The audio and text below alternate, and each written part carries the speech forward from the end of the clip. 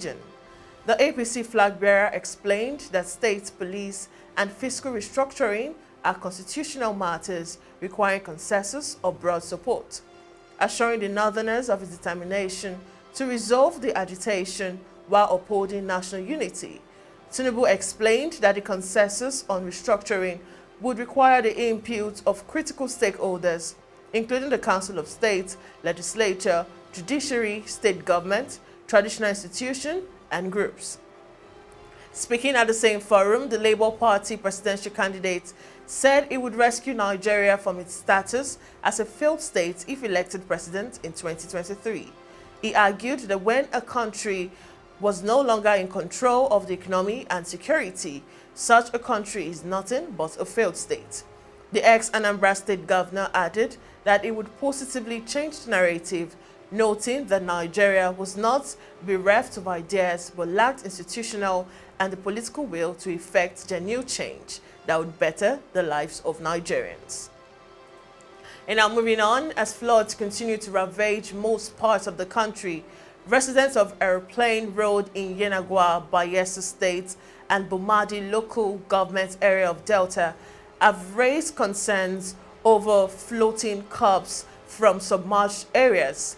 This came earlier yesterday when indigenous people sleeping on top of Bumadi Bridge said corpses were floating. Now, raising health implication of floating corpses in the community, residents of Yenagua in Bayelsa called on the state government for immediate action to avoid a public health crisis.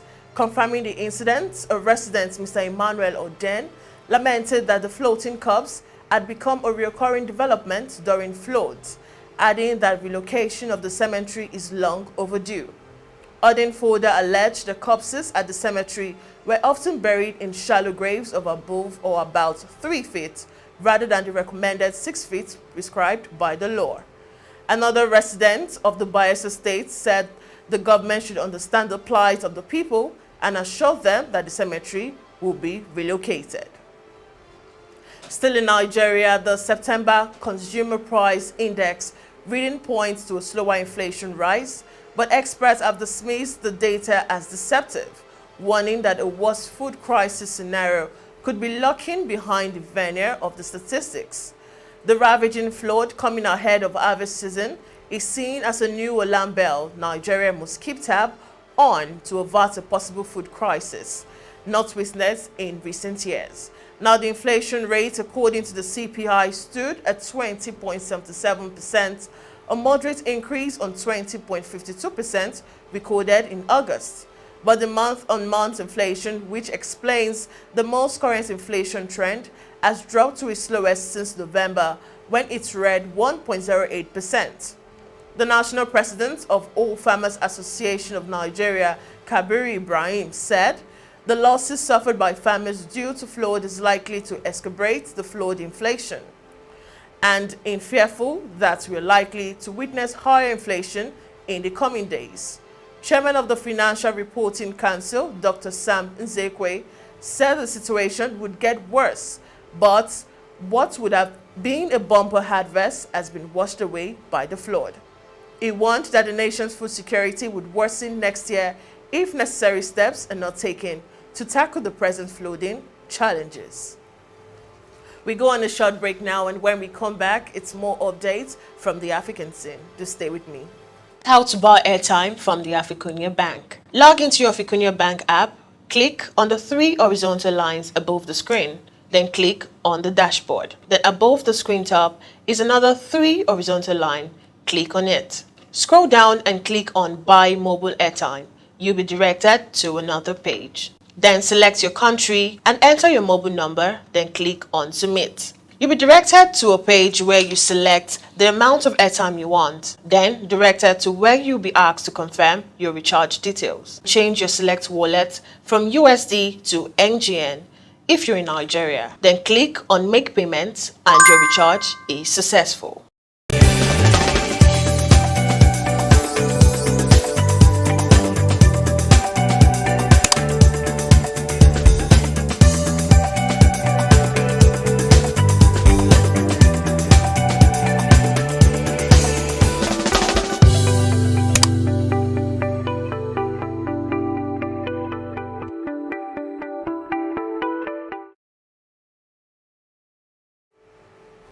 And now welcome back. The United Nations on Monday backed an immediate end to hostilities in Ethiopia Tigray region and a return to peace talks, calling for all sides to protect civilians and adhere to international law as fighting continued. Guterres said the UN was ready to support the African Union in every possible way to end the nightmare for the Ethiopian people, paying an horrific price amid indiscriminate attacks and reported attacks. Now, the African Union, in a statement, called for an immediate and unconditional ceasefire and resumption of humanitarian services. Fighting continued as sources said Ethiopian government forces had captured one of the biggest cities in the northern region of Tigray. Meanwhile, 3 United Nations peacekeepers were killed and 3 others seriously injured when their vehicle hit an improvised explosive device in northern Mali, a UN spokesperson said. Now, Islamist militants, some with links to Al-Qaeda and Islamic State, have been waging an insurgency in northern Mali for the last decade. The peacekeepers were on a mine search and detection patrol in the northern commune of Telsalt in Kidal region when they were hit, spokesperson Stephanie Dujarric told reporters. Now, the United Nations multidimensional integrated stabilization mission in Mali currently has about 12,000 military personnel deployed in the country. At least 174 peacekeepers have been killed in hostile acts in Mali since the start of the mission in 2013, making it the deadliest UN peacekeeping mission in the world. Now, still on the African scene in Abidjan, former Ivorian President Laurent Gbagbo celebrated the first anniversary of his political group, African People's Party, Côte d'Ivoire. During a conference marking the occasion, the 77-year-old made a first official comment on the detention of 46 Ivorian soldiers in Mali. The leader of the PPACI party called on the Togolese president, who mediates the crisis, to redouble his efforts to help solve the diplomatic role. During the conference, eyes were also set on domestic politics and the 2025 presidential race. Gbagbo was not officially announced his bid for the executive secretary. It is an obvious fact. President Alassane Ouattara led the country since 2010. In addition, the Gbagbo party, other Ivorian opposition parties include the PDCI by former leader Henri Konan Bedi and the MGC by former First Lady Simone Gbagbo. Now, up next, a top headlines from the foreign scene. Just stay with me.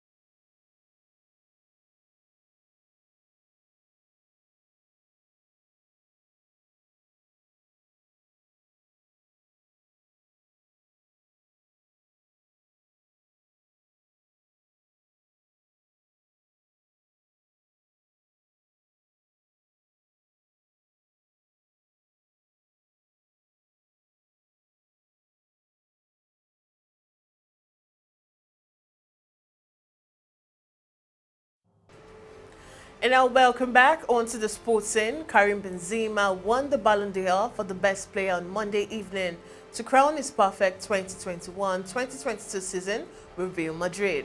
Benzema bagged 44 goals and 15 assists in 46 appearances across all competitions for Madrid, averaging a goal contribution every 66.4 minutes as the club won La Liga and yet another UEFA Champions League trophy. His form in the Champions League, in particular, is what has made him a worthy winner of the Ballon d'Or in 2022. The 34-year-old scored 15 goals in that competition alone, as he became the first Frenchman to lift the Ballon d'Or since Zinedine Zidane in 1998, receiving the trophy from Zidane during a ceremony held in Paris. Benzema was crowned ahead of Senegalese Sadio Mane of Liverpool, African champion whom he had beaten the final of the Champions League in May 1-0, and the Belgian Kevin De Bruyne of Manchester City. And finally, Barcelona star Alexia Putellas has won the Women's Ballon d'Or for 2022. Putellas has made history as the first women's player to become a back-to-back winner of the prize. England's Beth Mead was the runner-up for the award after guiding the Lionesses to the European Champions title, with Chelsea's Sam Kerr having to settle for third. Now, Spanish midfielder Putellas suffered a long-term injury earlier this year, which ruled her out of the European Champions League and is still out of action. But she still helped Barcelona to hit a historic Spanish League title before the setback, with the Catalan club winning all 30 matches last term. Now, during that campaign, Putellas scored 18 goals and registered 15 assists to help her team to glory. And that's all from us on News Today. Do follow all our social media platforms on Jointum, Pangram the City, Instagram, Facebook, and on Twitter in that respective order. Subscribe to our YouTube channel, and you can also link us up on www.africunia.tv. Once again, I am Deborah Eze. Bye for now.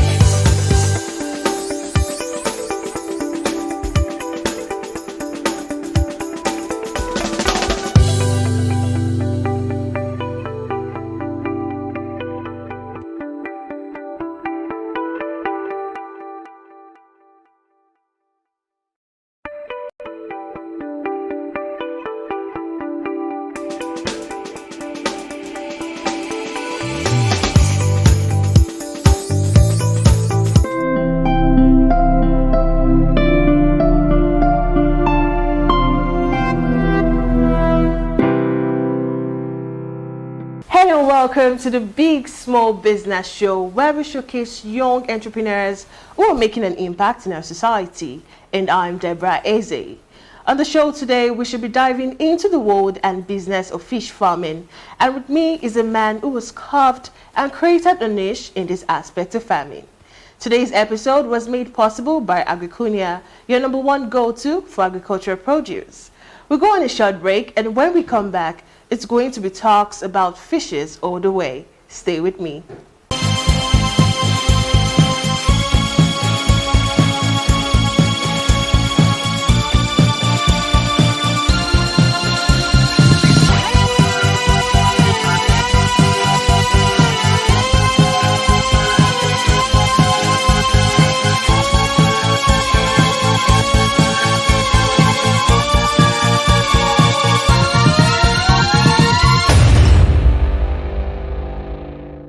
It's good to have you on the show, Mr. Toju, the fish farmer. Thank you. So, introduce yourself and what you do to the viewers. Okay. My name is Toju Nanu. I'm an architect and also a fish farmer, and would I say a general businessman. So that's basically my core area. Okay. And, so today we'll be centering on the fish farming part. So I'm interested.